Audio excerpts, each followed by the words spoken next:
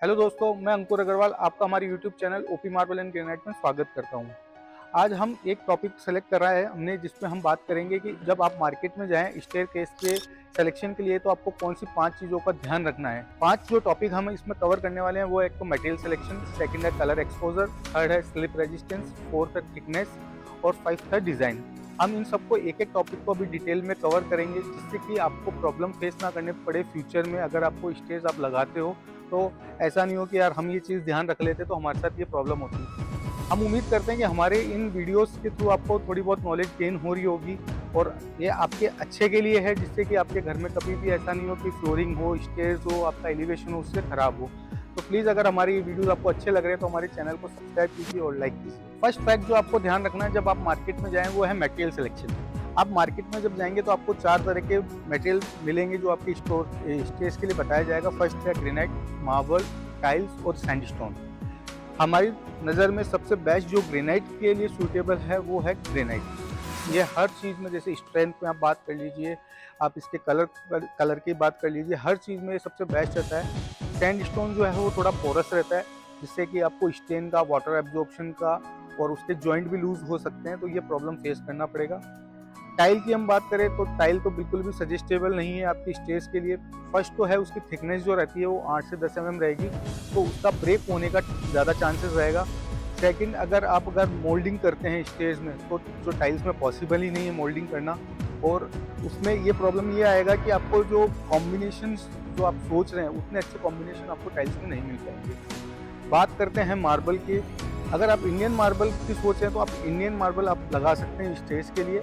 Italian marble की आप सोच रहे हैं तो इटालियन मार्बल में एक प्रॉब्लम आता है कि वो थोड़ा ट्रीटेड आता है। तो उसमें क्या होता है कि अगर हम जो उसमें साइजेस कट होती है, जैसे 1 फीट साइज़ कट होती है, 9 इंच की साइज़ कट होती है, स्कैटिंग कट होती है, तो इटालियन इसमें कटिंग होने में एक डर रहता है क्रैक खुलने का। और स्टेप्स में अगर इटालियन की बात करें तो ड्यूरेबिलिटी कम रहती है, क्योंकि वो पूरा ट्रीटेड प्रोडक्ट है। तो बाकी उसमें एब्जॉर्प्शन का, मार्बल में थोड़ा बहुत एब्जॉर्प्शन का भी प्रॉब्लम रहता है।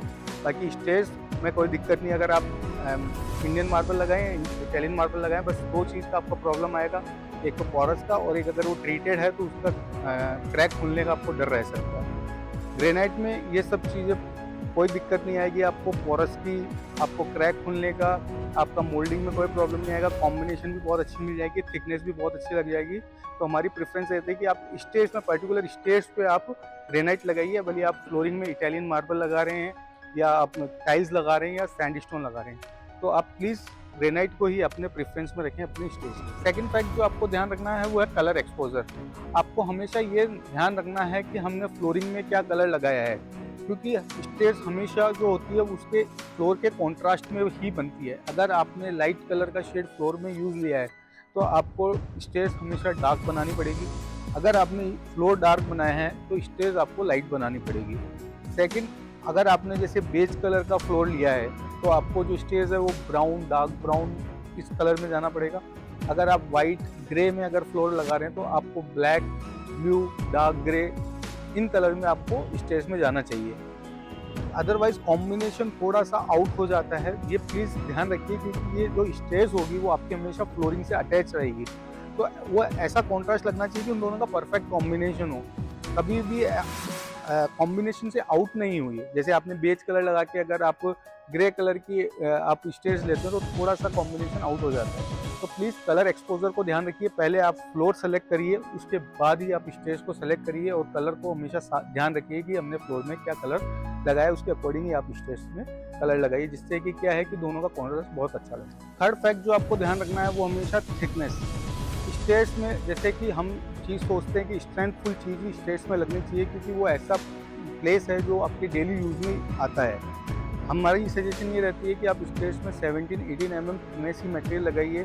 जैसे कि हमने बताया टाइल्स 8 से 10 mm आता है, तो वो बिल्कुल भी प्रेफरेबल नहीं है स्टेज के लिए। ग्रेनाइट में भी अगर आप देख रहे हैं तो वैसे 15-16 भी चल जाता है, मगर 18 लेने से ये हो जाएगा कि उसकी स्ट्रेंथ और बढ़ जाती है। अगर कोई भी हैवी प्रोडक्ट आप उसके ऊपर गिरा रहे हो तो उसका ब्रेक होने का चांसेस कम रहता है।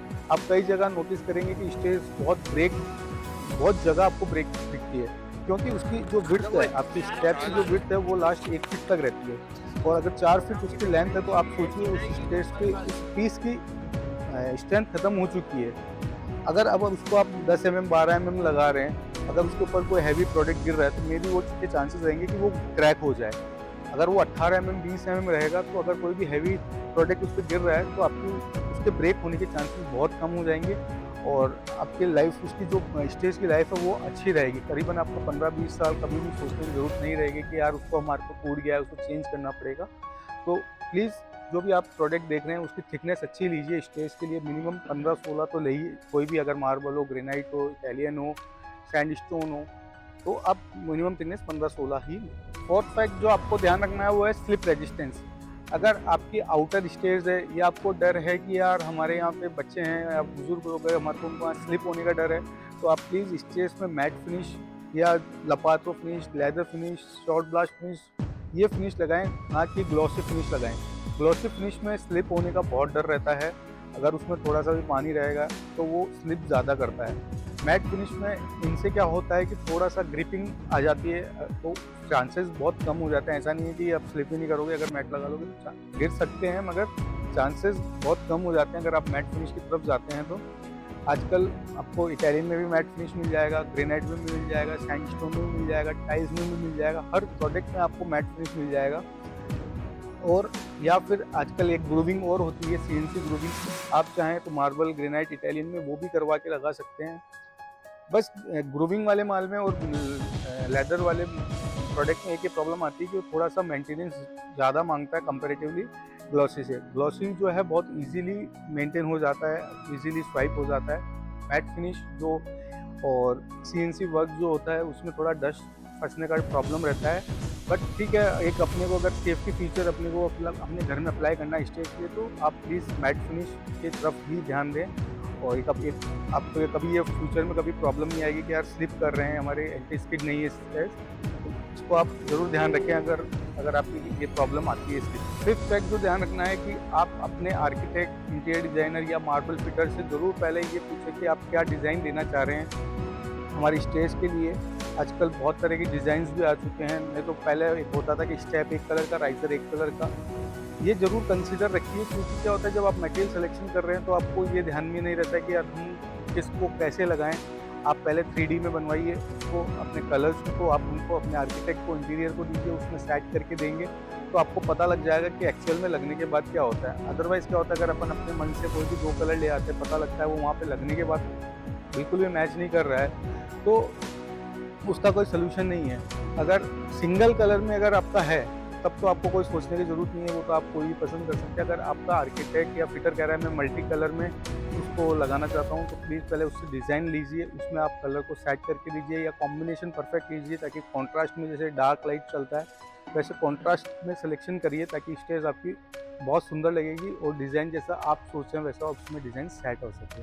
तो दोस्तों, ये 5 फैक्ट आप ज़रूर ध्यान रखिए जो कि हमने आपको बताएं जब आप मटेरियल सिलेक्शन के लिए जाएं घर के स्टेज के लिए। इन 5 में से जो सबसे ज़्यादा 2 इंपॉर्टेंट है, एक तो मटेरियल सिलेक्शन वाला और एक जो आपका स्लिप रेजिस्टेंस टॉपिक, वो जरूर ध्यान में रखिए। बाकी तो ठीक है, कोई दिक्कत नहीं है। ये 2 में अगर आपने ये डिफीट खा लिया तो आपको ये चीज़ फ्यूचर में बहुत बड़ी प्रॉब्लम क्रिएट कर सकता है। तो दोस्तों, मैं अंकुर अग्रवाल, ओपी मार्बल से। मेरे कॉन्टैक्ट नंबर है 7737931531। हमारे चैनल को प्लीज़ लाइक कीजिए, फॉलो कीजिए, सब्सक्राइब कीजिए। Thank you very much.